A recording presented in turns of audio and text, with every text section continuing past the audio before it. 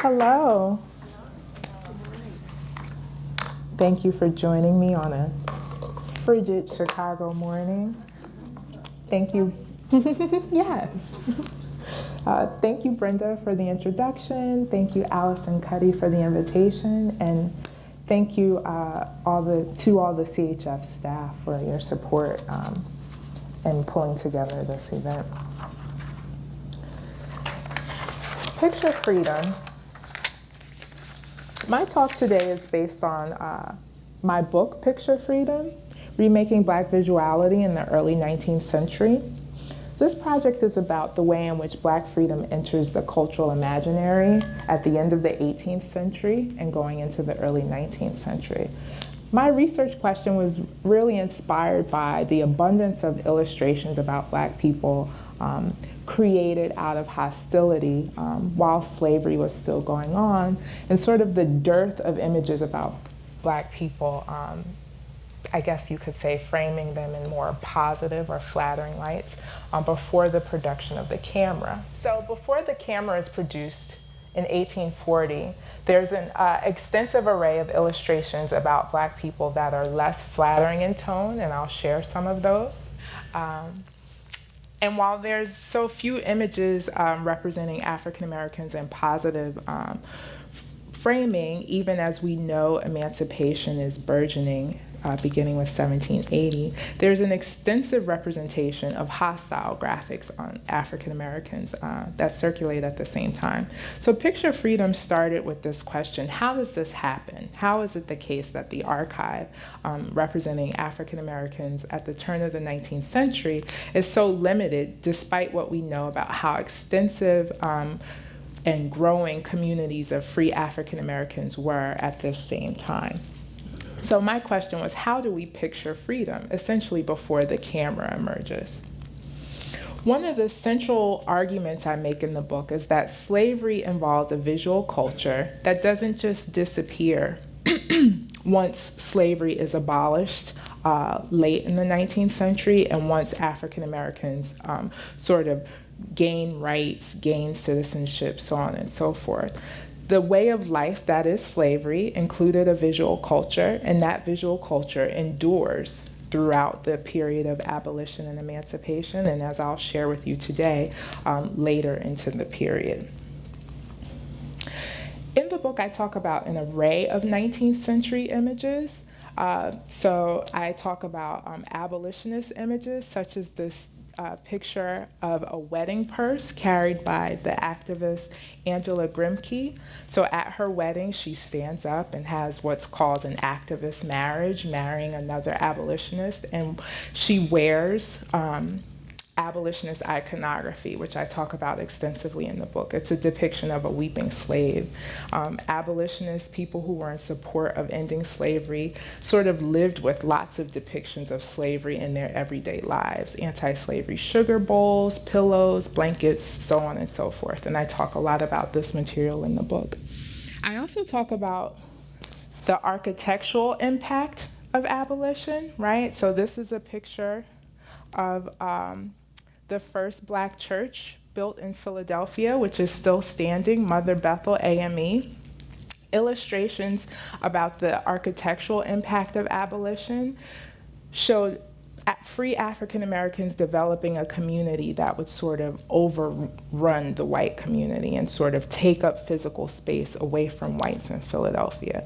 So it wasn't just the case that depictions of Black freedom showed Black bodies in curious positions, but also physical spaces in various cities throughout the Northeast. I talk about images like this icon from the runaway notice, which was quite pervasive in the early 19th century.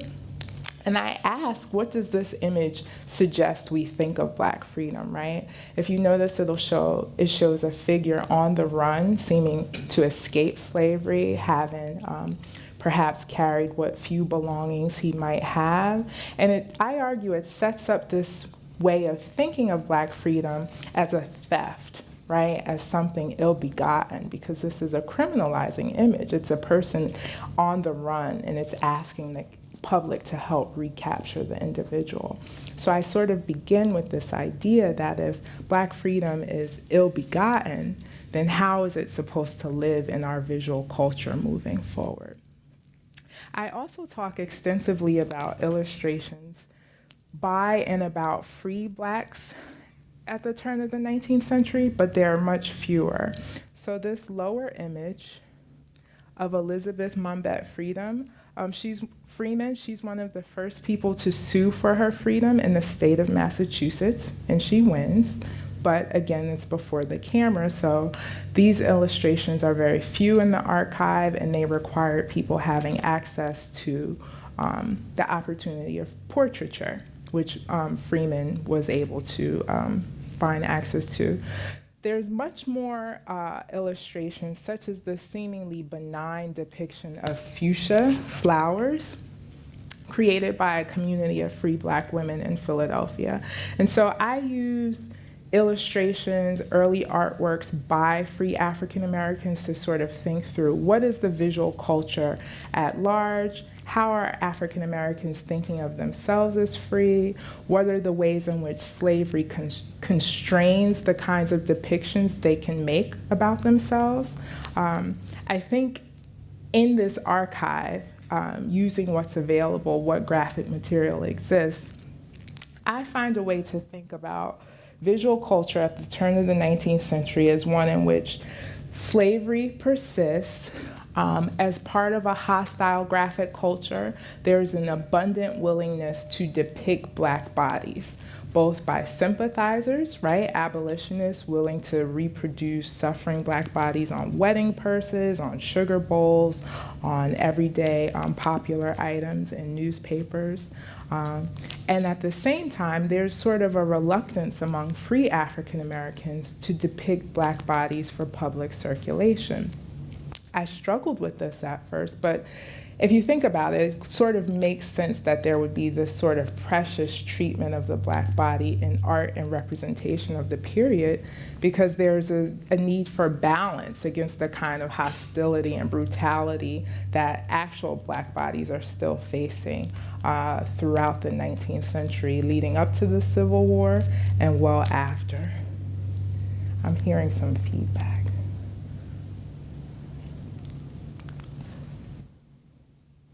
So the fuchsia illustration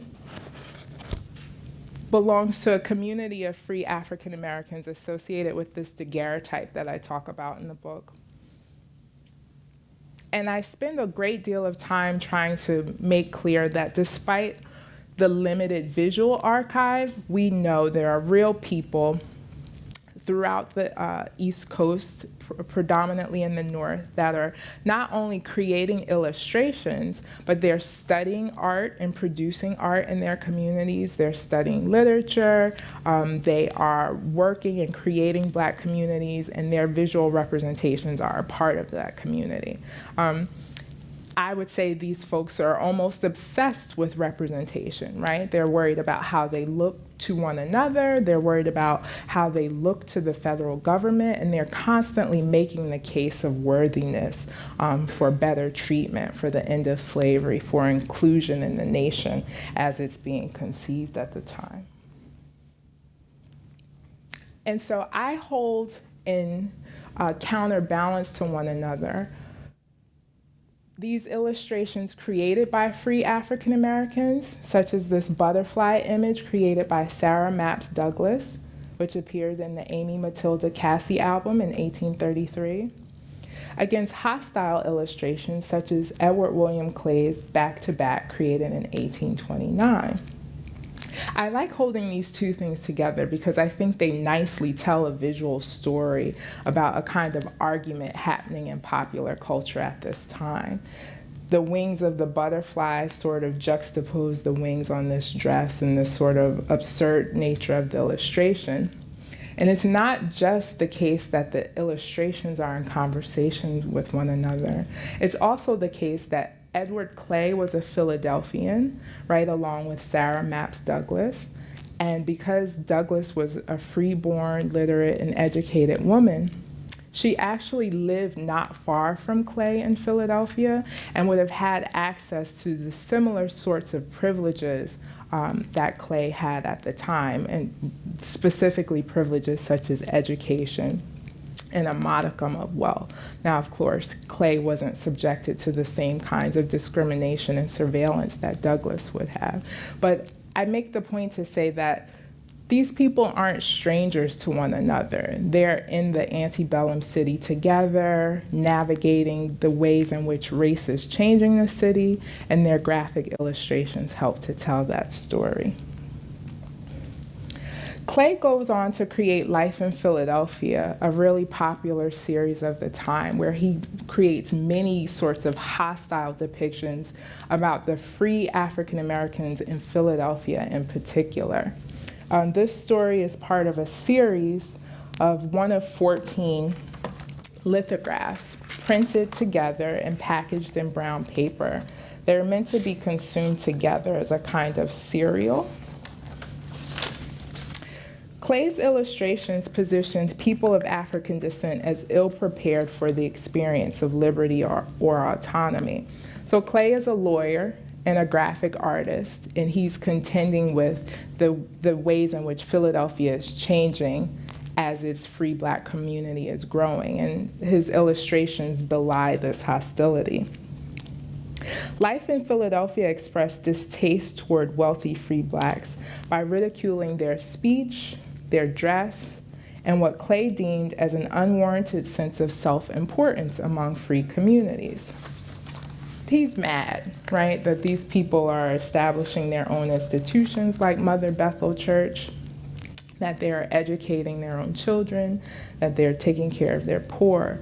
And I think this is an important story to tell always, but especially in this moment of thinking through how we live with the legacy of slavery and visual culture and national monuments.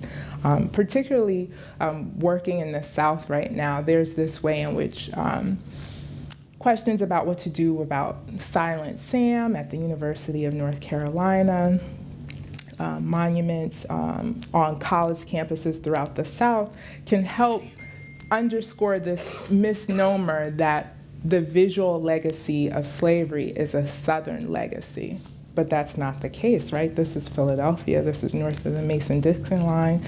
This is a state that's at least put forth an act towards gradual emancipation as early as 1780. And yet some 50 years later, there's still this sort of tension around race relations despite the size and prowess of the free Black community. But Clay's illustrations, while they make use of Black people in the US, they're also telling us a story about graphic culture in the circum-Atlantic world around the early 19th century. So the first illustration is Clay's, and the second illustration is a reprint of Clay's that was reproduced in England and circulated throughout the British Empire at the same time. You can tell the difference in part because English illustrators were advanced in terms of printing technologies at the time. So Clay's work making it across the Atlantic also made it such that the detail gets finer and in a way a little nastier, right? It's possible to attend to details in a different kind of way given British technologies. So Clay is using Black people to deal with racial animus in the US, but he's also using them to sort of grow his reputation as an illustrator at the time. Hostile caricature had already been popular in the Atlantic world, and in England, illustrations of Irish immigrants in particular.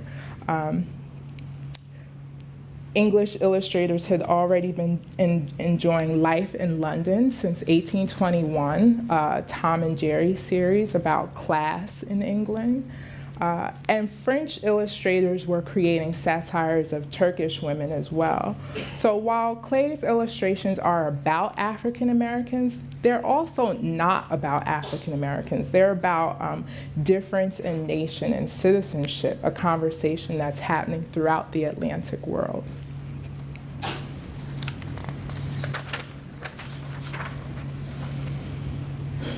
So you see the difference. The first is Clave's, the second is the English reproduction. And once Clave's illustrations make it across the water to Europe, they also make it into fine art. So this is a wallpaper illustration. Views of North America, created by Jean-Julien Detilles in 1834. You can tell it's the mirror image of Clave's original here of free blacks in Philadelphia, but they're set in a scene about race relations in Jacksonian America. The wallpaper includes scenes of life in North America, of which African Americans are a part of, but Native Americans appear in the illustration as well.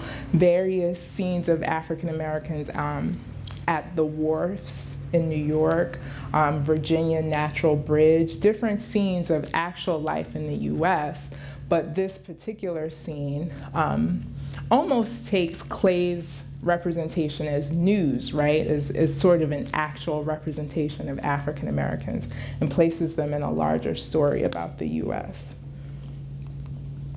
So are you following me? I'm saying that a community of real African Americans in early 19th century Philadelphia finds themselves as the subject of hostile graphics produced by another Philadelphian that becomes so popular that it transitions from sort of cheap caricature, right, cheap paper plates that you could buy at a barber shop, consume, give to someone else and send away, into really a fine art representation of wallpaper that people papered the walls of their homes with, a real investment, right? Different from cheap paper materials, wallpaper is something you have to live with for quite some time.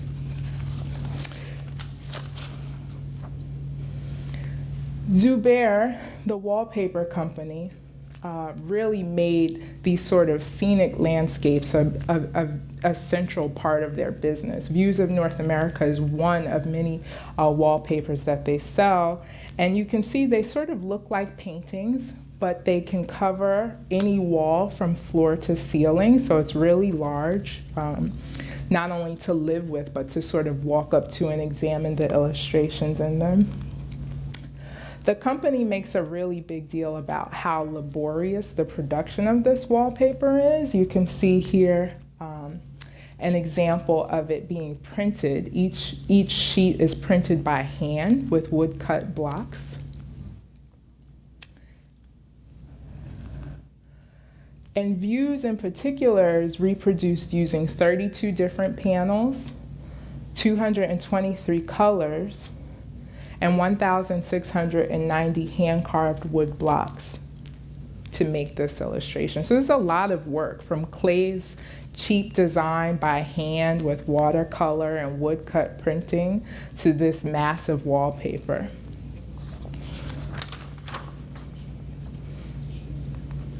So the story could end here, really, about how hostile graphic illustrations born of moments of particular political unrest take on a life of their own in popular culture, right? That they become things shared among a small community, right, in Philadelphia, and grow to an international significance as they make meaning to people in other places, and people attach their own stories to them or have their own needs sort of met by the illustrations. But it doesn't end here, because First Lady Jackie Kennedy installs this wallpaper in the White House during her White House restoration. You can see part of the panel in the back.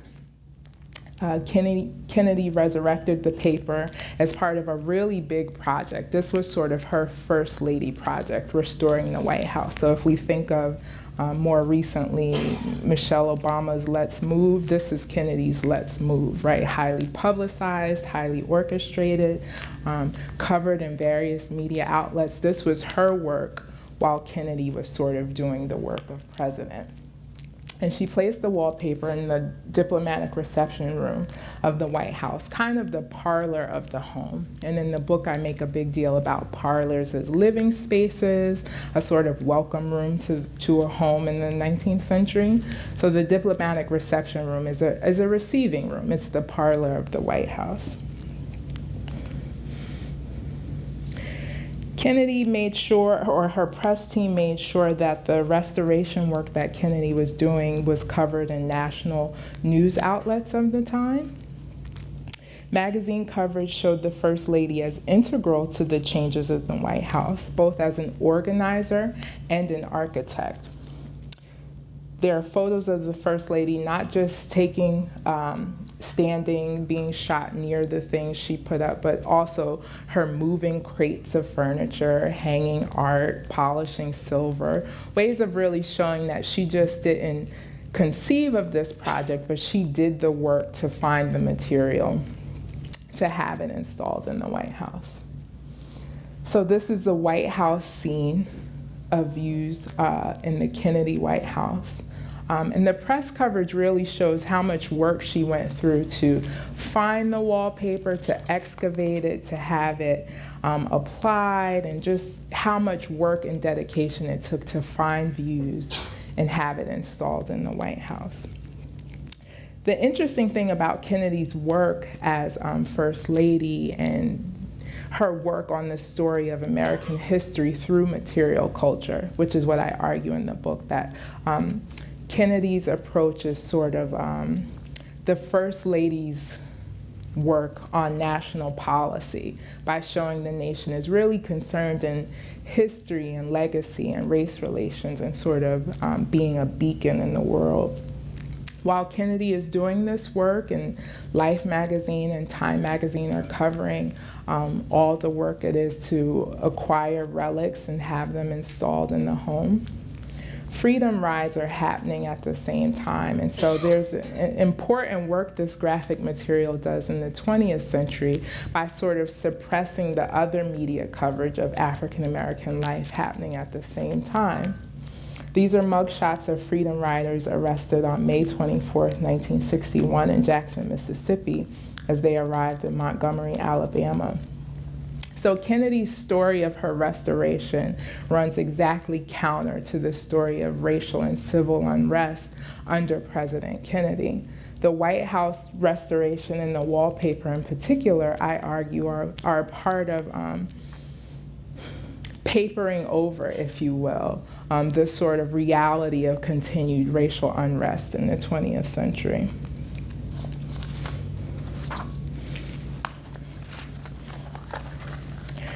Mrs. Kennedy debuted her renovation to national audiences with the TV documentary A Tour of the White House with Mrs. John F. Kennedy, which aired on February 14th in 1962. In this showcase, the First Lady walked cameras and CBS correspondent Charles Collingswood through the newly reconditioned home. For 60 minutes, she presented, quote, outstanding examples of American art and furniture, end quote, from across the country, which according to the Kennedy Library, she hoped would help viewers develop, quote, a greater appreciation of the history of America's most famous residents. Now I'm talking about the ways in which this wallpaper and Kennedy's work is part of a graphic story of race relations in America. But I will also say that Kennedy's restoration was institutionally significant. The wallpaper was central to the public campaign associated with the restoration, using graphic material to emphasize the effort and expense associated with excavating U.S. prominence. And Kennedy and her team accentuated the wallpaper by giving details of its production and costs during interviews. So Kennedy is sure to highlight the work that this wallpaper does in her restoration. And the wallpaper and the restoration as a whole sort of show the enduring legacy of relics to stories of national significance. and the graphics maintain their significance from one century to another. But I will pause to say that Kennedy's restoration was institutionally significant. Before she started this work, each president received $50,000 to refurnish the home as they like, sort of a stipend to help with moving, et cetera. But after the work that Mrs. Kennedy does, White House furnishings and the style of each presidential family are now associated and supported by the Smithsonian. The items aren't discarded, but they are kept and curated in the museum, and that is all the institutional legacy of Kennedy's restoration. But the wallpaper is still there. This is a 2009 image of President Barack Obama. And if you can see, Minta and Cato are the names of the caricatures, and they live on the wall behind the president that addresses the audience in the diplomatic reception room.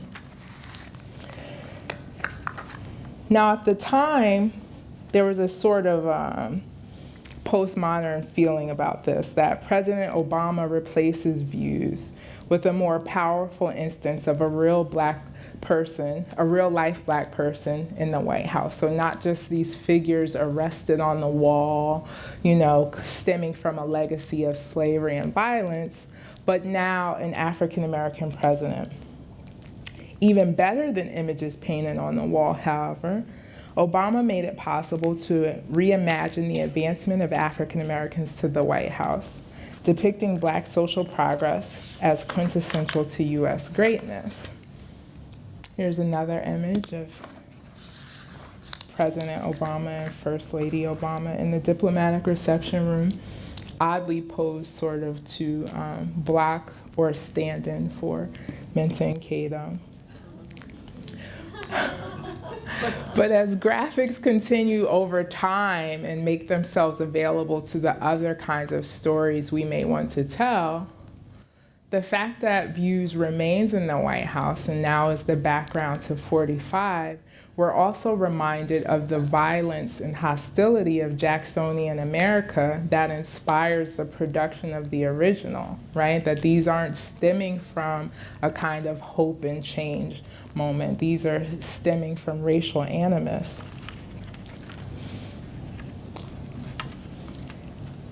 The perpetuation of the image reminds us to take seriously the shifting context of graphic materials, which evolve in their cultural significations to meet the times. And so Picture Freedom, I hope, helps us all think about the ways, what kinds of images of Black freedom do we live with? What are their origins? How do they function in the world that we live in then and now? And I'm making the argument that when we think about Black freedom, whether represented in an African American president or a wallpaper, the challenge is to also think about slavery and sort of the cultural legacies of slavery that we live with despite whatever forms of progress we believe we've attained in the moment. And that Pictures of Freedom can serve many different projects. That's the life of graphic material. Thank you.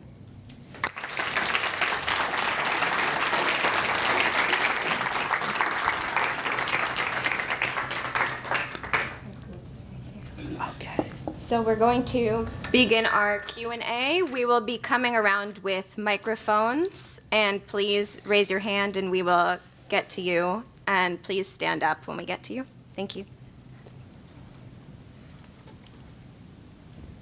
We have a gentleman over here in house right. Hi, thank you for a very enlightening discussion, conversation there.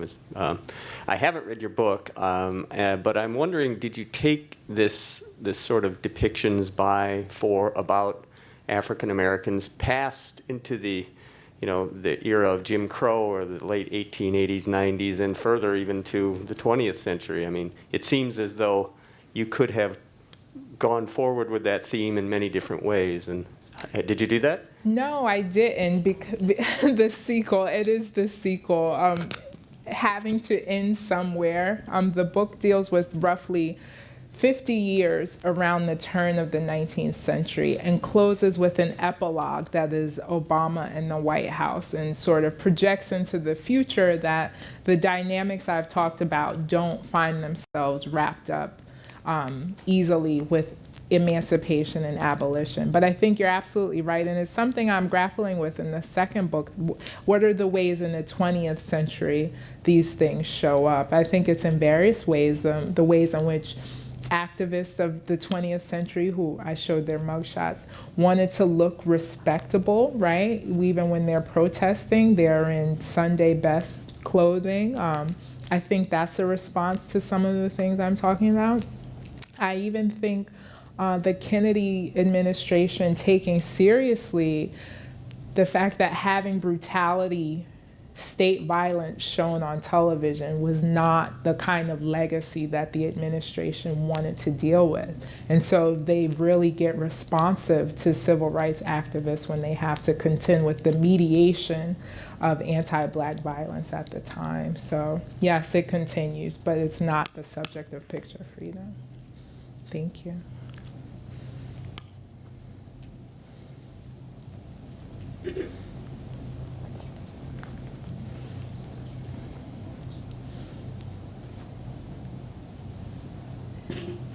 I may be missing something. Is this working? Can't hear you.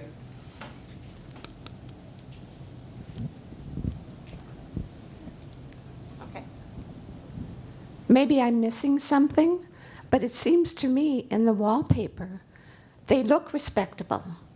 They look wealthy. They look like they're integrated into society, unlike the original ones where they were obviously, their features and their manner were, misrepresented as it was. What am I missing there? Sure, I can answer that. It'd be great if I could have the clicker, because I can add the image to the screen. Because I get this question sometime, and I think it's a good question because it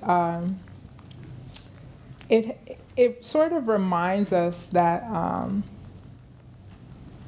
we look with the eyes, of our nation, and that the stories we can see and the way we receive graphic material is so subjective and interpretive. And I think the role of the critic is to fill in the details that would help us see in other sorts of ways. So this is the illustration, right? And to your point, same people who we recognize as negatively portrayed in the lithographs, right? So nothing has changed. Their clothes are not different. They're still sort of socializing together. Although this is an illustration of the scenes of North America, these free Black people, first off, are cordoned off from everyone else, right? They're not integrated into a US. They're sort of spectacular in their existence, but cordoned off, segregated, if you will, from other people in the scene.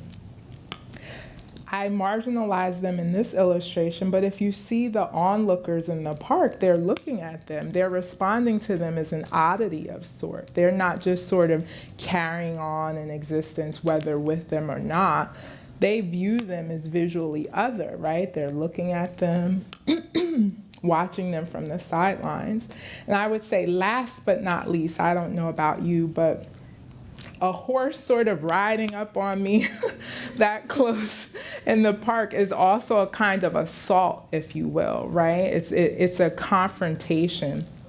These are all cues that I argue suggest that the French view of Black life in America recognizes the existence of free African Americans, but also recognizes the extent to which African Americans are not viewed as integral to the fabric of U.S. life. They're in but not of the U.S. And these are the cues the illustrator uses to sort of make that claim. And then both the lithograph and the wallpaper show us these free African Americans.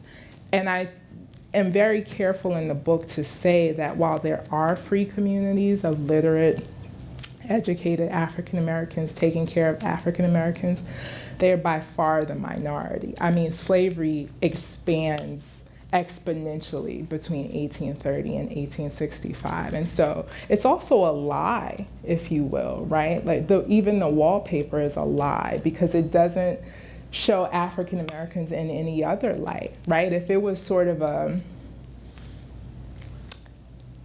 an honest portrayal, then we'd see a coffle. We'd see Black people being marched off to auction blocks or pulled away from children, mother and babies separated. Like if this were an objective portrayal or a good thing, then we'd see all the ways in which Black life populates the US in 1830, but we don't see that. We see this sort of spectacular rendition of US race relations, not a real story of African American life in 1834. Does that answer your question?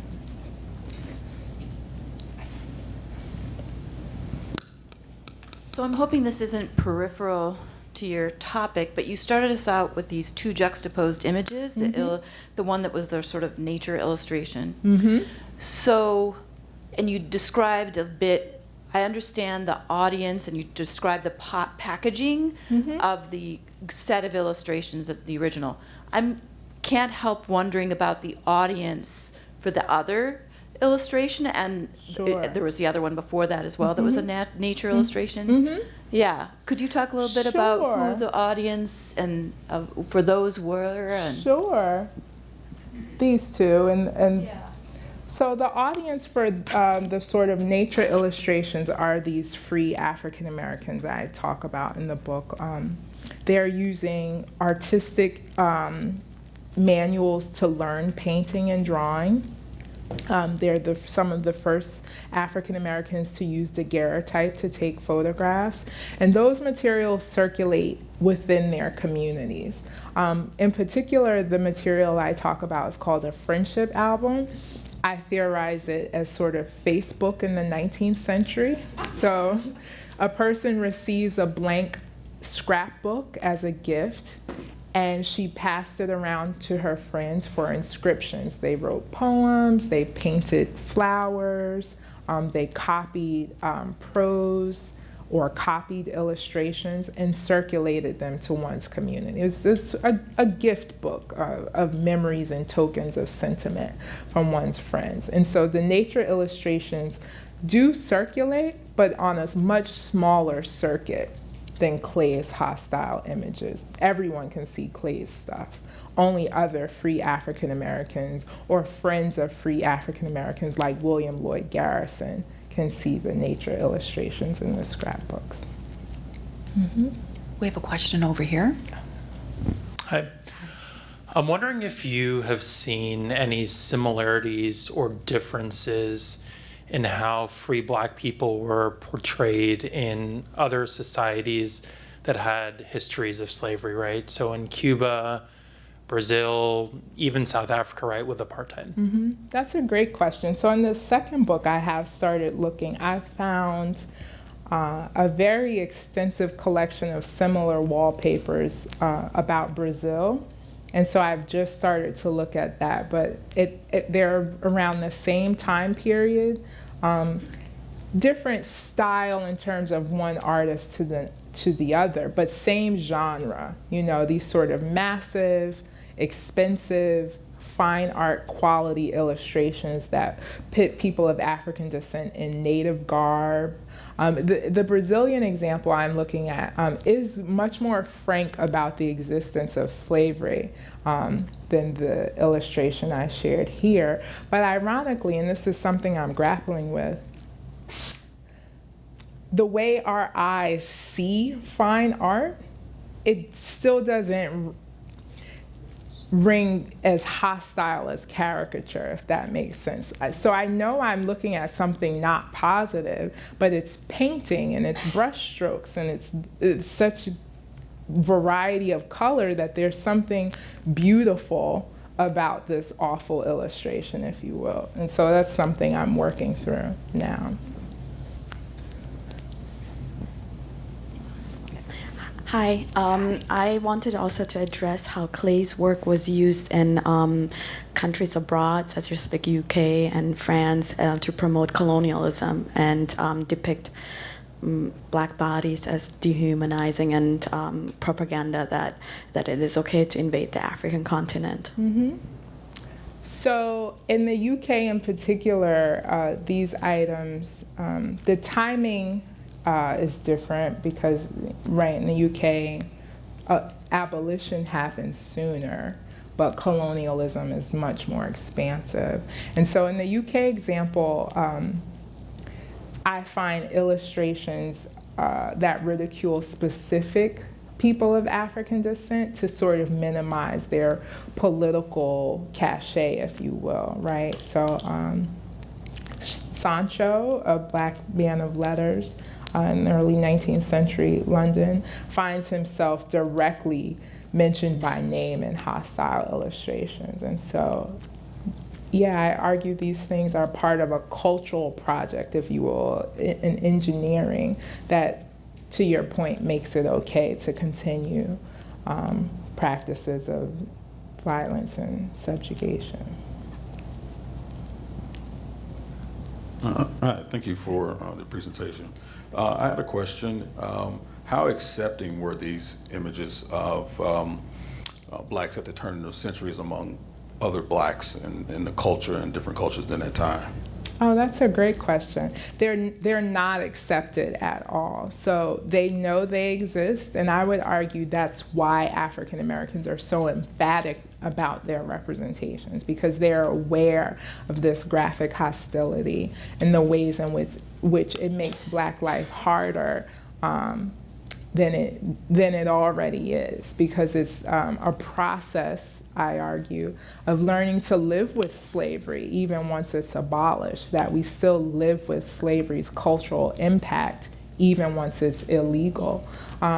Frederick Douglass, the activist and abolitionist and author, says explicitly that until the emergence of the camera, that Black people can't find positive representations of themselves because illustrators are subject to racism that, is reinterpreted by hand. So Douglass, among others, many African Americans are excited about the coming of photography because it's a chance to have a different kind of likeness circulating.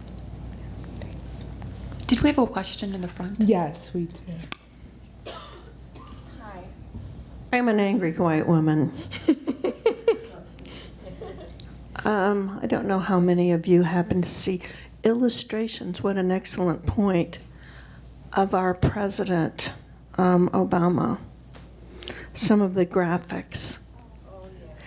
And I'm wondering how you, as an academic, are able to, or would you ever consider bringing your research into the current times, and somebody sort of alluded to that question, to talk about how these images are used to divide and demean certain aspects of our country. Mm-hmm.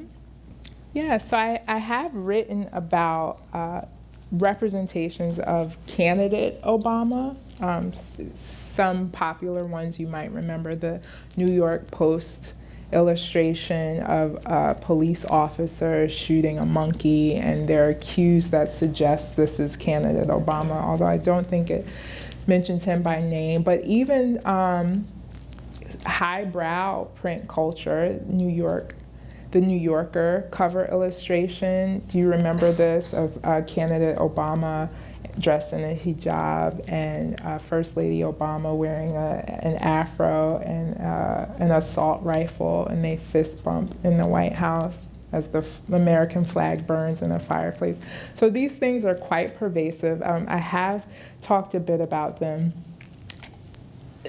They're odd in that they're so disturbing when we see them for a person as beloved as President Obama, but there's nothing new under the sun, right, as the saying goes, that these are part of a larger visual culture and graphic legacy that I think Picture Freedom puts forward, that we can have those things because we had these things, and we have these things and a continuous arc because we've dealt with, as in many ways, the legal question of slavery and abolition, but we haven't dealt with the cultural question of slavery and abolition.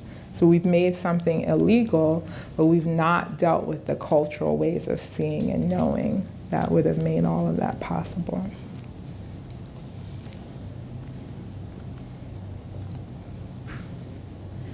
I was wondering if your research was a result of your personal interest or involvement with a specific graphic art like photography or painting, and if you could talk a little bit about that. Sure, I appreciate that question. So I look back and realize that in various mundane ways, I've always been living with iconic representations of Black life in the U.S. A book I had in childhood was Langston Hughes's Pictorial History of the Negro in the United States.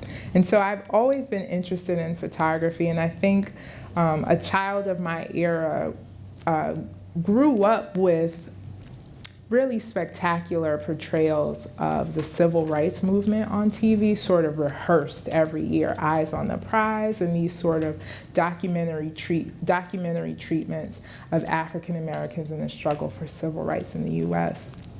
So I've always had that interest and maintained it.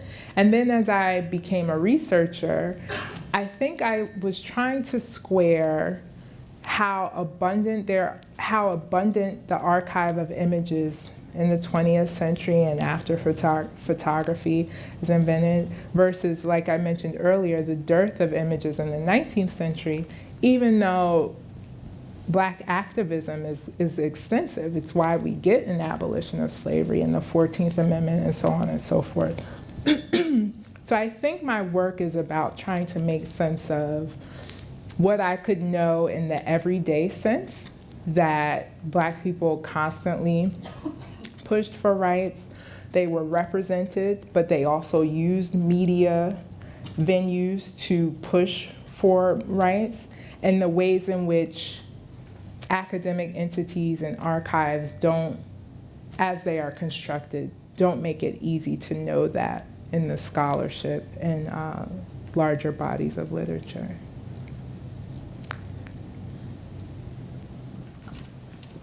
We have a question in here on House Right. Thank you. I noticed that you've referenced Philadelphia a lot. What about New York, places like that? Did you find the similar? I did, and I talk about that in the book, that this is happening in New York, it's happening in Boston. In the book, Freeman, she's in Massachusetts, and there are free Black communities in Massachusetts, and it's almost tit for tat, if you will. In every city where there is a thriving community of African Americans, there's also an extensive body of hostile graphic material used to make light of their specific actions. It's not this sort of general overview or a general one-size-fits-all racism that we might presume. It's directly in response. So in Massachusetts, free African Americans organized societies to help bury the dead, free and enslaved Black people who die, right? If you are someone's property and you die, who does your funeral? Do you get a funeral?